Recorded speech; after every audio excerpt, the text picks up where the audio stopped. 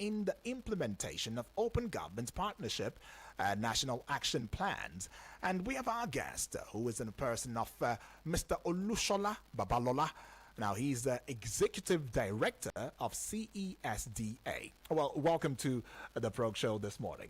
Good morning. Thank you for having me on your show. Excitedly, I am to appreciate your presence on here, especially talking about matters that concern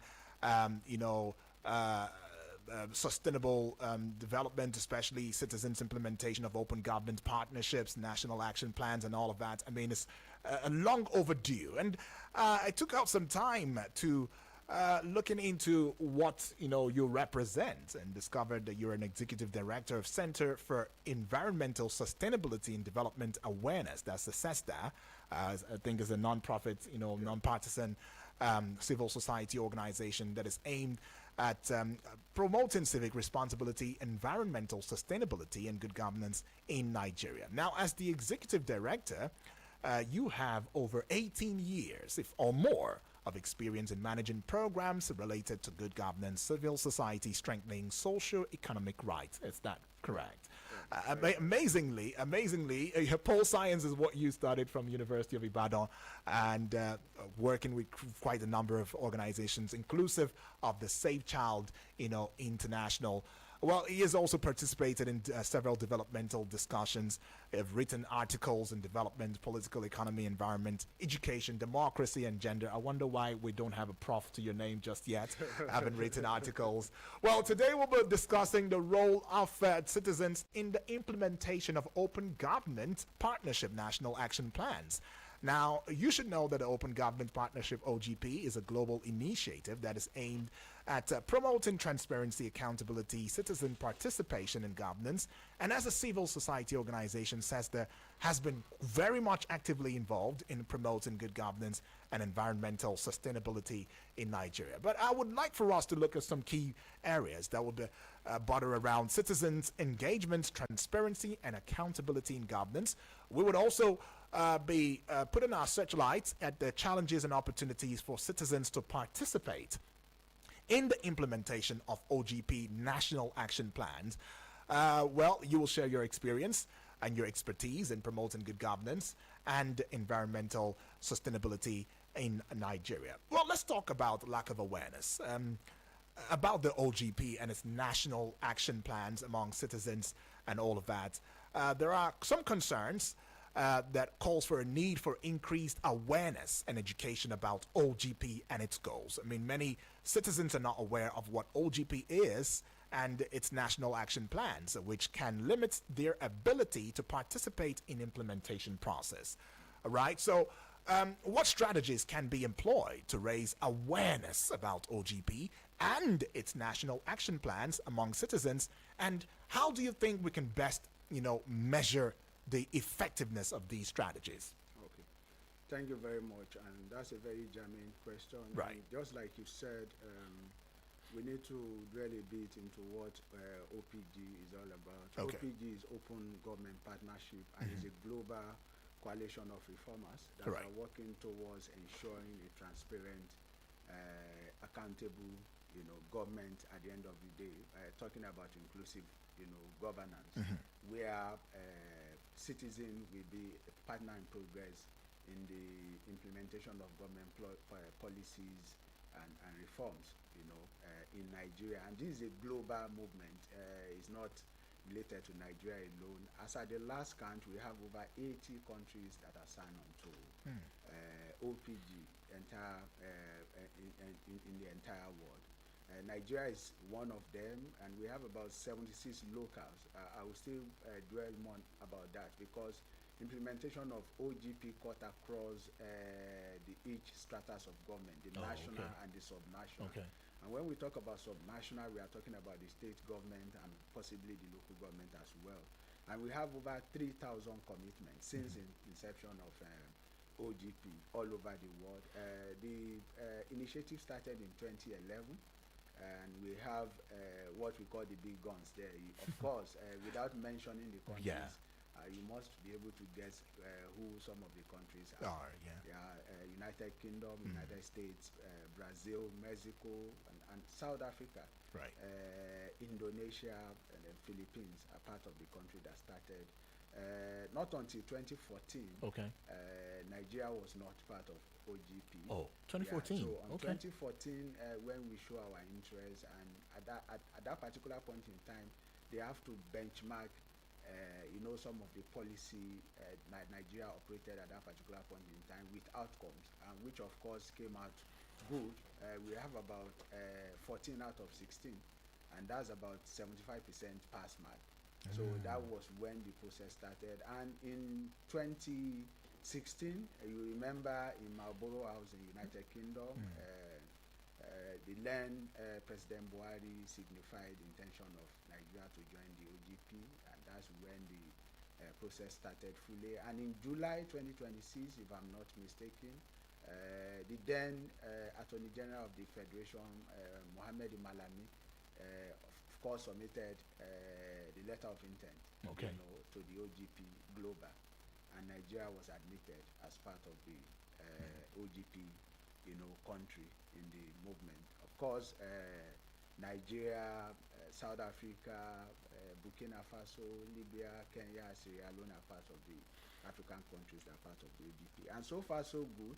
They hit the ground running. We have a working secretariat, and we have a coordinator too. And you remember we said that OGP is a global coalition of reformers. Yeah. So that cut across state and non-state actors. So what do I mean by state actors? I'm talking about the MDAs. These are government institutions, and non-state actors like civil society organizations like us, the media, the organized labor groups, and what have you. So these are part of the people that actually, or the entity that made the OGP in Nigeria. Okay. So, and we have equal representative from the two, what is it called, actors, the state actors and the non-state actors. Okay. At the end of the day. And so far so good. We have made a lot of improvement in terms of implementation of our commitments in Nigeria. Presently, we are operating the NAP3, which is going to come to an end by end of this month. Okay. So by February, we should be looking at implementation of NAP4. And so far so good. This is more or less like the journey of OGP in Nigeria. Of course, we have about 18 states that are signed on, to OGP in Nigeria too. So it's very important that we mention this. Not all the states. Not all the states have signed on to OGP in Nigeria. But are there efforts to see that other yes, states there are get efforts to see involved? that, and that's why we have a coordinating secretariat, and they are doing a wonderful job. Awesome. At that level, moving from one state to the other to ensure that they see the reason why we should make the governance process open, where those at the helms of affairs should be accountable, to the people, and ensure that we operate an inclusive government, where every citizens will have their say, and see how we can strengthen the governance process, in the nation, and as well how we can apply technology, to make or to improve the governance process in Nigeria. Right. I'd like to ask, what are the very, principles, of OGP and the requirements for co-creation? Yeah, so like I said, we have a secretariat, Okay. and right from the onset, we are very deliberate about what we are doing. So we have identified the stakeholders, and some of the stakeholders I've mentioned to you. They are categorized into two: the non-stakeholders, the non-state actors and the state actors. The state actors are the representative of the government.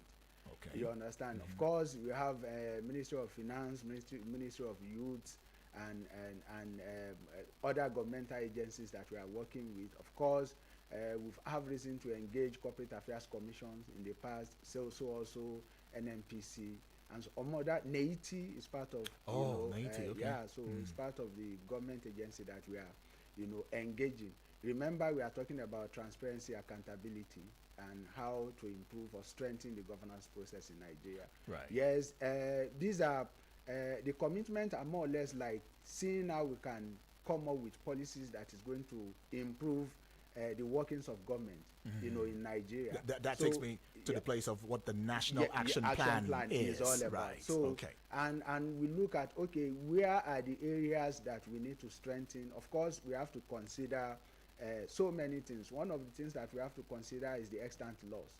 you know, the legislations, the policy that we have in place, how can we, you know, improve upon the policy in such a way that the policy will serve, you know, the benefit of the entire, you know, citizenry in the country. So, and there are some rights, you know, that are accorded to people too, that we really need to make sure that these rights are enforced, you know, at the end of the day. So these are the efforts that we have put in place, you know, to make sure that things are in the right perspective. So has there far, been so good, and we are monitoring the progress of the commitment. We are not just doing the commitment, but we are monitoring the progress against the goals. In So terms what of are the achievements goals in now? terms of the Okay. achievement, you know, so far, so that we don't just leave, you know, all those commitments in a vacuum. So we should be able to evaluate at the end of the day and see how we fare in terms of those commitments, the ones that we have met, the objectives, the ones that we didn't, what can we do differently, you know, to ensure that we, you know, meet the objectives of this commitment. Then again, the emerging ones in the course of the implementation of NAP3s. So where do we think we can beam our searchlight to? We have just talked about the fact that we need to encourage more states to be part of the OGP in Nigeria, while some government at the local level are making, you know, some effort. For example, in Plateau, in Kaduna, in Anambra State. So you see the effect of OGP at the local level there. So these are part of the things that we are doing to ensure that things, you know, work in the right perspective. So at what point should citizens, you know, get involved in the National Action Plan? Yeah, from the outset. From the very outset. Yeah, from the very outset. Have we seen citizens being a part of it? So this is part of what we are trying to say, because if you are presenting a budget, it has to be citizen-oriented budget, something we call citizen-centric, you know, governance. Right. So you have to get them involved. For example, that is where you have to set your priority rights. You know, they know where the shoe pinches and they know what are their priorities.